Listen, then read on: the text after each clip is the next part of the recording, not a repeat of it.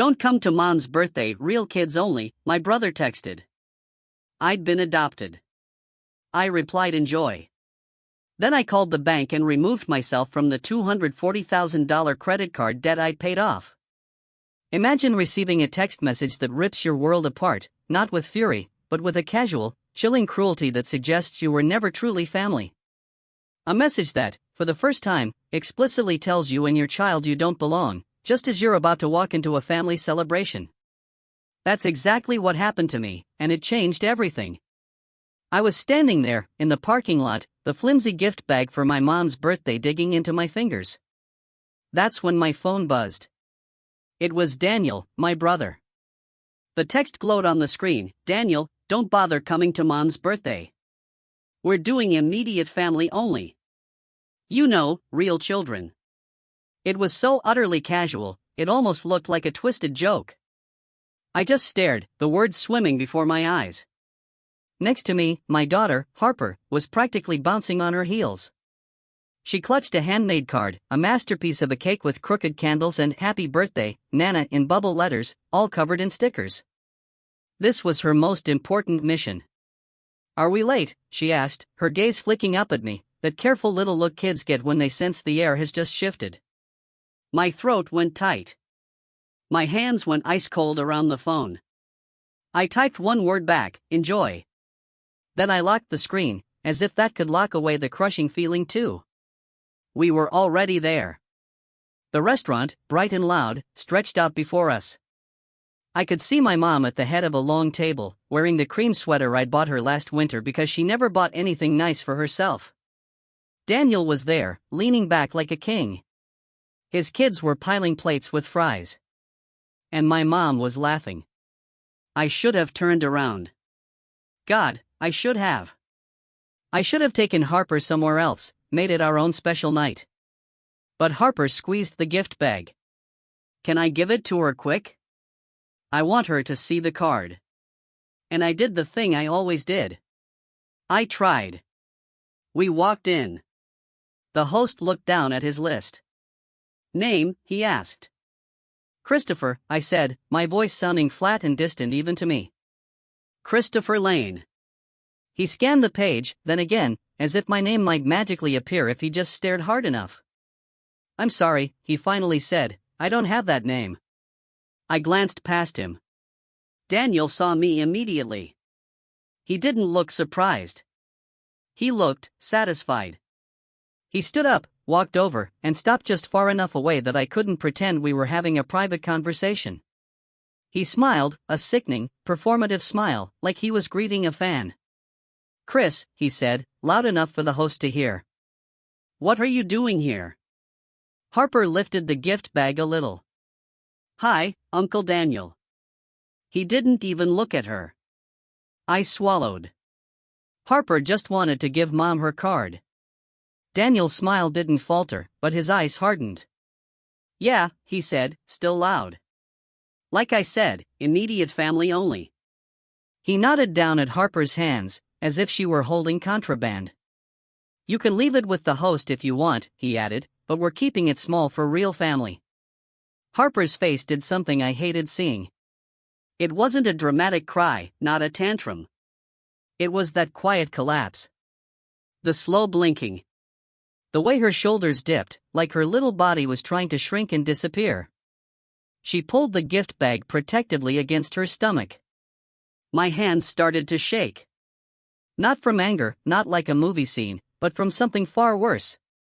From humiliation. Because this wasn't even new. This was just the first time they'd said it out loud, in public, like it was a normal policy, like it was a reservation rule. I looked past Daniel at my mom. She saw us. She saw Harper. She saw the card in the bag. And she did not get up. She didn't wave. She didn't even mouth hi.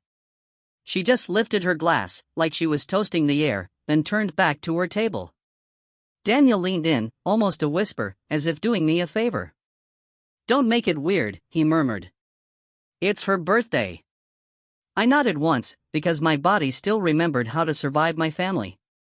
Then I took Harper's hand and walked back out. We didn't run. We didn't make a scene.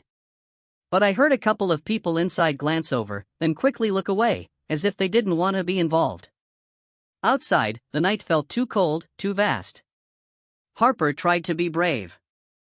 I could tell, because her voice got overly cheerful. "It's okay," she said.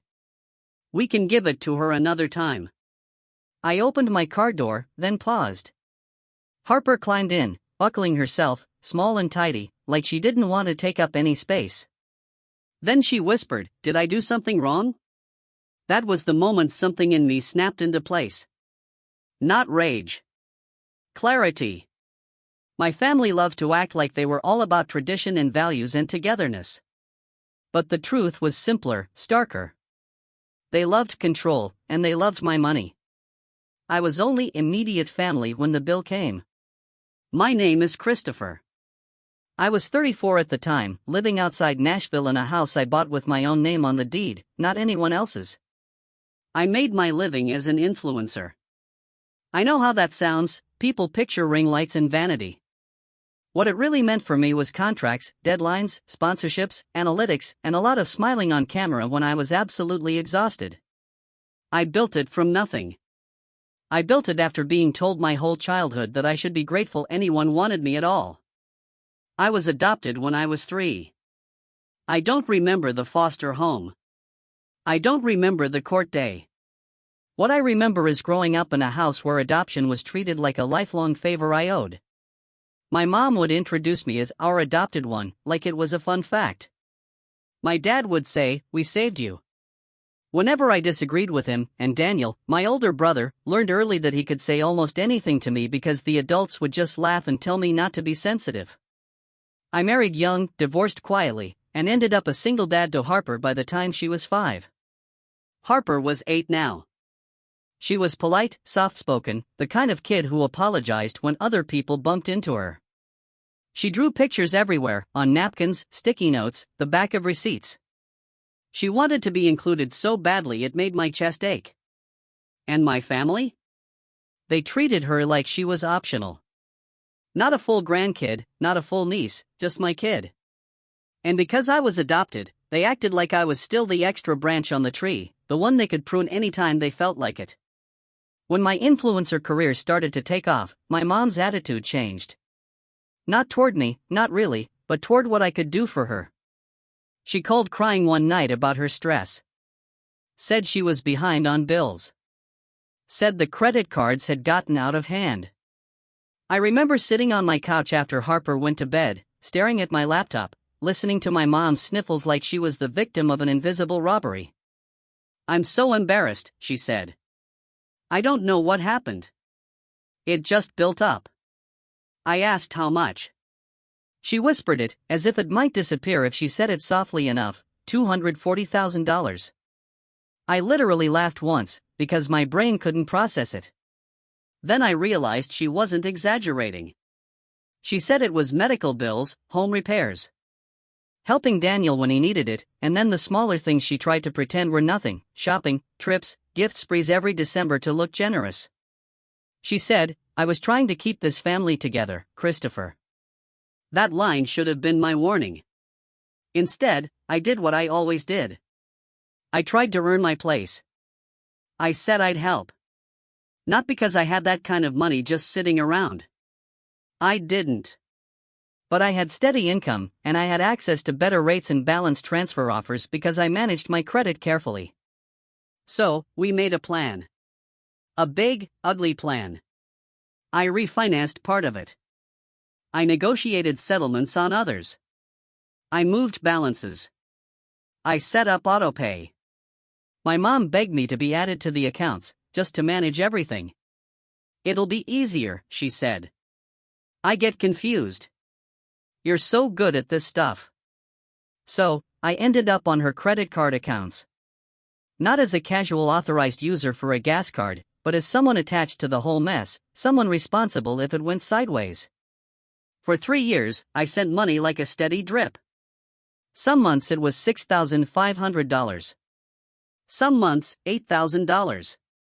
Once, when a brand deal paid early, I threw $20,000 at one card just to watch the balance finally drop under six figures. I kept a spreadsheet. I kept receipts. I kept screenshots of confirmation numbers. Because deep down, I didn't trust anyone, including my own mother. Daniel knew I was helping. He'd call it Chris's Little Hero Project. He'd say it like a joke at barbecues, "Hey, don't worry, Mom. Christopher will pay it. He's our family ATM." My mom would do that tight little smile and say, "Oh, hush," but she never told him to stop. Not once. And while I was paying off her debt, they still treated Harper like she was a guest. They'd buy Daniel's kids matching pajamas and get Harper a clearance toy. They'd plan grandkid photos and somehow forget to tell me the time. They'd talk about inheritance right in front of me and then say, "Well, you know how it is," as if adoption came with a fine print clause. I swallowed it all, because I kept thinking, if I'm reliable enough, they'll love me like I belong. That's the trap of being adopted into a family that never fully decided you were theirs. You keep auditioning, even when you're exhausted. After the restaurant thing, Harper fell asleep on the drive home, her card still in the gift bag, her cheek pressed against the window. I carried her inside and tucked her into bed, her sketchbook under her arm. Then I went downstairs, sat at my kitchen table, and opened my laptop. I didn't cry. I didn't rant to friends. I didn't post anything. I just pulled up my spreadsheet. 3 years of payments. 3 years of me trying to buy my way into real. The final total at the bottom was almost surreal, $240,000 paid. Not promised. Not intended. Paid. I stared at that number and realized something simple, yet profoundly painful. They weren't forgetting I was adopted. They were using it. Real children. That wasn't a slip. That was a weapon they kept sharpened for moments when they wanted to remind me I could be put back in my place. And if I wasn't real, then I didn't need to be real responsible for my mom's accounts anymore. I looked at my phone. Daniel's text was still sitting there, a fresh bruise on my screen. Immediate family only. Real children only. Fine. I could do immediate. I could do real. I could do one clean move and let it speak for itself. The next morning, Harper ate cereal at the counter, trying to act normal, but she didn't bring up Grandma. That alone made me feel sick. Kids don't stop talking about someone they love unless something tells them it isn't safe. I poured coffee, opened my banking app, and looked at the auto payments connected to my mom's accounts. There were 3. A weekly payment to Card A, a bi-weekly to Card B, and a monthly payment to Card C that hit like a hammer on the first of every month. I hovered over the cancel buttons. My finger didn't shake. My stomach did, because a part of me still wanted to believe that if I just held the money steady, the love would eventually follow. But Harper's small voice from last night played in my head. Did I do something wrong? I canceled all 3, one by one. Each time, a confirmation screen popped up. Your scheduled payment has been canceled. I took screenshots. Then I called the bank. I put my earbuds in so Harper wouldn't hear the whole thing, the music and the questions. When the representative came on, I kept my voice calm. "Hi," I said. "I'm on a joint credit card account with my mother. I need to be removed from the account immediately." She asked for verification. I gave it. She asked why. I could have dumped my whole life story into her lap. Instead, I said, I'm no longer willing to be financially liable. That was the truth, stripped down to the bones. She put me on a brief hold. When she came back, she explained the process. It would remove my name, my access, and my responsibility. My mom would remain the primary. She'd have to re-verify income for certain limits. Some features would be frozen until updated information was provided. I said, that's fine. The representative asked, are you sure? I looked out my kitchen window at my quiet neighborhood, at the little Christmas lights someone still hadn't taken down, at the normal life I'd built without their approval. And I said, yes. Then she said the words that felt like a door clicking shut. Okay, I'm processing it now. I heard her typing. She said, You will receive an email confirmation. I thanked her. I hung up. A minute later, the email arrived. Account ownership update completed. I stared at it for a long time. Not because I regretted it, but because I couldn't believe it was that simple. 3 years of stress, 3 years of carrying my mother's mess, and one phone call to step out of it. I forwarded the email to myself and saved it in a folder labeled Boundary. Then I went back to being dad. I packed Harper's lunch. I checked her backpack. I found the birthday card she'd made for my mom sitting on the counter, untouched. Harper saw me looking at it, and her eyes flicked away, as if she were embarrassed to have tried. I slid it into a drawer quietly, not because it didn't matter, but because I didn't want her to see me hesitate. My mom didn't call me that day, or the next, which told me everything. They weren't mad because I missed her birthday. They were mad because I didn't beg to come anyway. I could almost hear them at the table. Christopher is being dramatic. He always does this.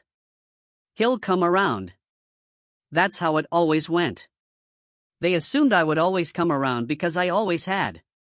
The next week, on a Tuesday, Harper and I were in the car line at school when my phone started vibrating like it wanted to jump out of my cup holder. Mom calling. I let it go to voicemail because Harper was in the back seat and I didn't want her hearing my mom's tone. Then it rang again. And again. And again. Harper looked up. Is Grandma okay? I forced my voice to stay light. I'll call her back after drop-off. I dropped Harper off, watched her walk in with her little backpack and her too big winter coat, then sat in my car and listened to the voicemail. My mom's voice was sharp, shaky. Christopher, call me right now. My card isn't working. None of them are working. I was at the grocery store and it declined and people were staring like I'm some thief. This is humiliating. Call me. I stared at the dashboard. Not because I was confused, but because I could picture it perfectly. My mom at the register, chin lifted, acting like the world should bend for her. The beep of decline. The cashier repeating, it's not going through. The line behind her, and my mom feeling for the first time what it's like to be publicly told you don't have access. To be excluded.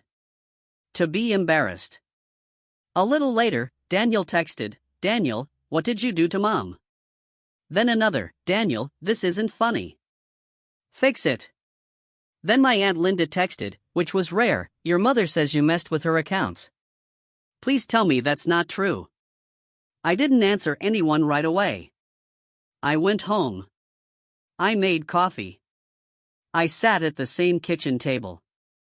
And I made one more call, just to confirm everything was locked the way it needed to be. The bank representative verified it in a calm voice. Yes, sir. You are no longer a party on the account. You no longer have liability, access, or permissions. That sentence hit like fresh air. Liability gone. Access gone. Permissions gone. I thanked her and ended the call. Then I called my mom back. She picked up on the first ring, like she'd been holding the phone in her hand, waiting. What is wrong with you? She snapped. I'm at the pharmacy and my card. I'm not on your accounts anymore, I said. Silence. A small, stunned silence. Then she did the thing she always did when control slipped. She turned sweet. Christopher, honey, she said, suddenly soft. Why would you do that without talking to me? I let out a slow breath. Because Daniel told me not to come to your birthday. He said you were doing real children only. She made a dismissive sound. Oh, he didn't mean that. He said it in front of the host, I replied. In front of Harper. Harper wouldn't even understand, she said quickly, as if trying to erase the whole scene by saying it didn't count. My hand tightened around the phone. She asked me if she did something wrong, I said. So, yes, she understood. My mom's voice sharpened again. This has nothing to do with that, she said. This is about money. You can't punish me like this. I laughed once, dry and tired. Punish you? I repeated. Mom, I paid off $240,000 of your debt. That was your choice, she snapped immediately, like she'd been waiting to say it. There it was. 3 years reduced to a shrug. A favor she didn't request.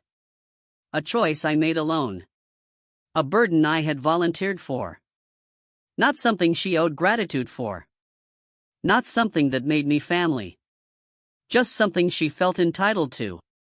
I kept my voice calm, because I didn't want to give her the satisfaction of calling me emotional. I'm not your backup bank anymore, I said. If I'm not real family, I'm not real financial support. She started crying. Not quiet crying. The dramatic kind. The kind that used to make me cave when I was younger because I hated feeling like I made my mom sad. But this time, all I felt was tired. You're abandoning me, she sobbed. No, I said. I'm protecting my kid. Then she changed tactics. What am I supposed to do now, she demanded. They're going to charge fees. They're going to. You'll have to call the bank and set up your own payments, I said. You know I don't understand that stuff, she snapped. I almost said, you understood it when you were spending it. But Harper's face flashed in my head, and I kept it simple. You'll figure it out, I said. Or Daniel will help. He's the real child. Then I ended the call. I didn't slam the phone down. I didn't block her right away. I just set it on the table and stared at my hands. My hands weren't shaking anymore. That felt new. The fallout came fast. My phone looked like a slot machine. Calls from my mom, calls from Daniel, texts from cousins I hadn't talked to in months. A message from my dad that was all caps, like he was trying to scare me back into place. Dad, you can't do this to your mother. I didn't answer. By the afternoon, Daniel showed up at my house. He didn't nod politely. He pounded. I checked my camera first, because I wasn't going to let him stomp into my space like he owned it. When I opened the door, he stood there with that familiar expression. Not concern. Outrage. Like I had stolen from him personally. You're out of line, he said. Her cards are getting declined everywhere. She's embarrassed. I leaned against the door frame. Behind me, Harper was in the living room coloring, quiet as a mouse. I'd told her we were having a grown-up talk at the door. Daniel glanced past me, like he was looking for her, then looked back at me. You did this because you didn't get invited to a dinner, he scoffed. I kept my voice low. I did it because you humiliated my daughter, I said. And because you called me not real. Daniel rolled his eyes like a teenager. Oh my God, he said. You're still on that? You know, Mom gets sensitive. We didn't want drama on her birthday. I stared at him. You didn't want me there, I corrected. He shrugged. We wanted it simple. You wanted it funded, I said. His face twitched, because he knew. He knew how much I'd been paying. He knew I'd cleaned up her mess. And he still thought he could talk to me like I was lucky to be allowed near them. Daniel took a step closer, lowering his voice like he was trying to be persuasive. Just call the bank and fix it, he said. She'll calm down and we'll move on. I nodded slowly. No, I said. He blinked.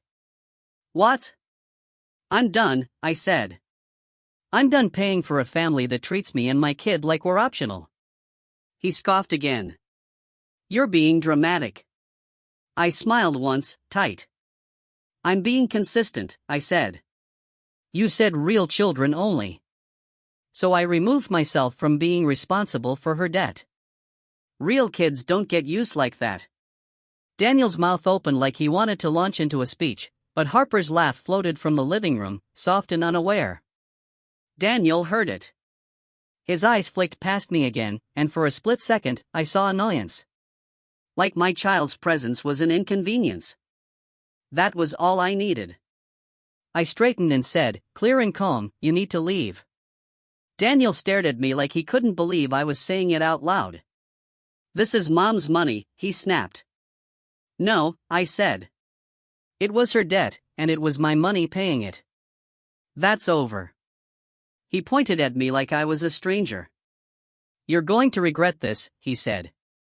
I held his gaze. Maybe, I said.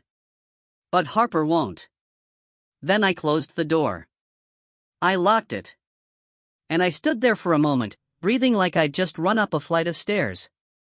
Not because I was scared, but because it felt like stepping out of a storm and realizing the air was finally still. That night, my mom sent a long text. It was paragraphs of guilt, of rewriting history, of calling me ungrateful, of reminding me how lucky I was they adopted me. That line used to work on me like a leash. This time, it just made me feel empty. Because who says that to their kid? Who keeps receipts on love like that? I didn't reply. Instead, I went to Harper's room. She was sitting on her bed with her sketchbook open. She'd drawn our little car outside the restaurant, and in the picture, she and I were holding hands. The restaurant windows were big and bright. Inside, she'd drawn stick figures at a table, but she'd made their faces blank. No eyes, no smiles, just empty circles. My chest squeezed. I sat beside her. Hey, I said softly. Can I ask you something? She nodded without looking up.